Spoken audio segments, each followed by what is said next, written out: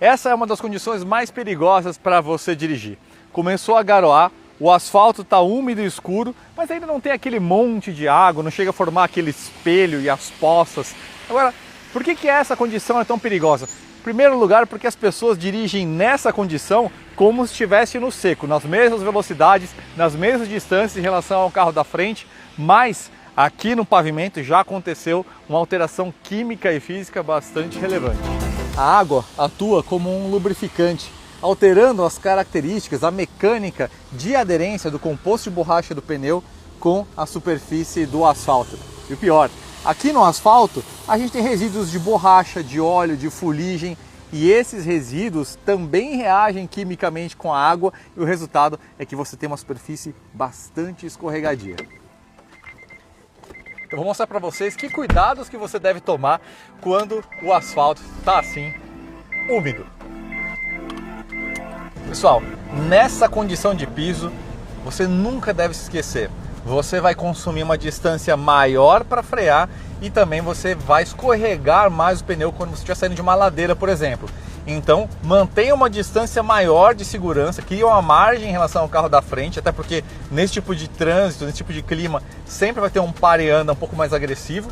E quando você for sair de uma ladeira, acelera com suavidade. Não adianta acelerar muito de uma vez, senão o carro vai ficar patinando, especialmente os carros mais antigos que não tem controle de tração. E aí, pessoal, entra uma dica que é muito importante: o estado do composto dos pneus.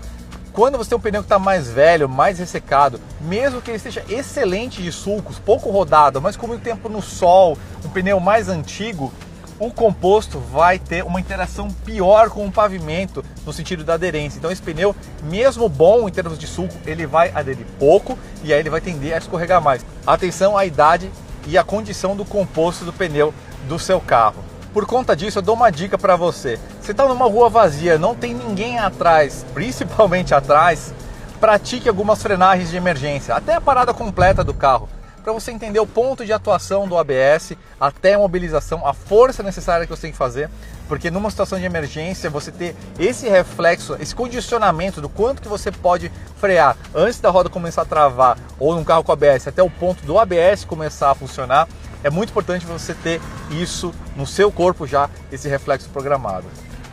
Uma dica: pneus de última geração, como os Continental Extreme Contact Sport 02, Sport Contact 7, Premium Contact 6 ou Ultra Contact, trazem compostos altamente tecnológicos com alto teor de sílica, dentre outros materiais, que melhoram muito a aderência da borracha com o pavimento úmido.